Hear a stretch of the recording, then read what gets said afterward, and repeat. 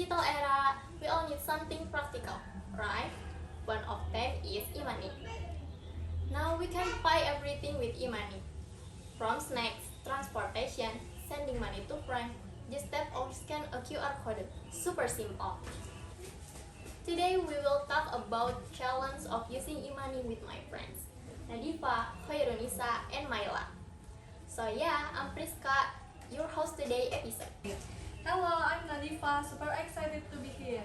Hi guys, I'm Khairunisa. Can't wait to talk about this topic. Hi everyone, I'm Myla. Glad to hang out and chat with you all. Okay, so today we are gonna talk about challenge of using e-money. Let me ask you first, what's the biggest struggle when using e-money? For me, the biggest challenge is security.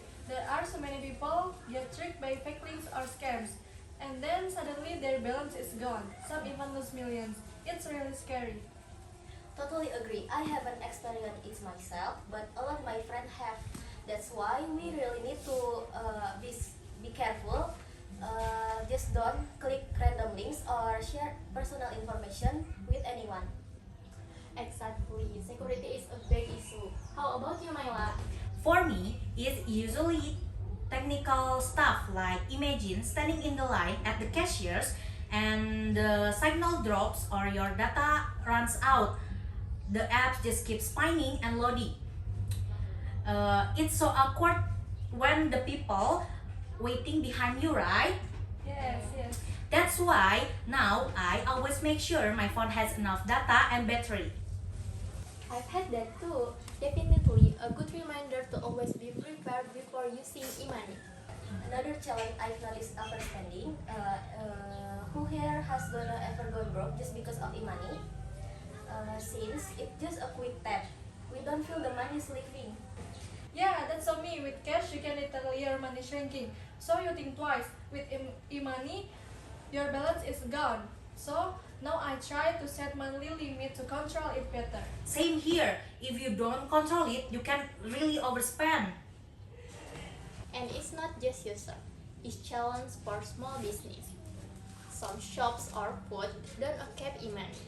They think it's complicated or they worried about a request. So sometimes we need still e-money. We need still money cash. True. Even though e-money makes it easier, not everyone can benefit it yet, especially small business. And also the generation gap.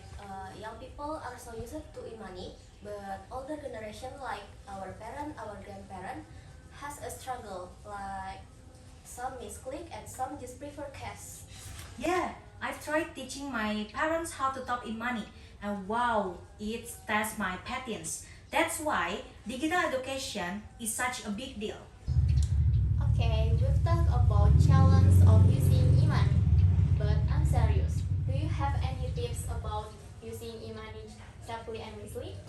For me, the most important tips is don't trust random links or promo that come through WhatsApp or SMS. Always double check in official app or website and never ever share your OTP code with anyone. That's super dangerous. My tips about managing money, honestly, e-money makes so easy to overspend. So I usually separate it. One, e-money for transport, and another for snacks. That's why it's more control. If possible, set a monthly limit so you don't go overboard. Mine is more to the technical side. Always make sure your phone is ready, enough battery and enough data.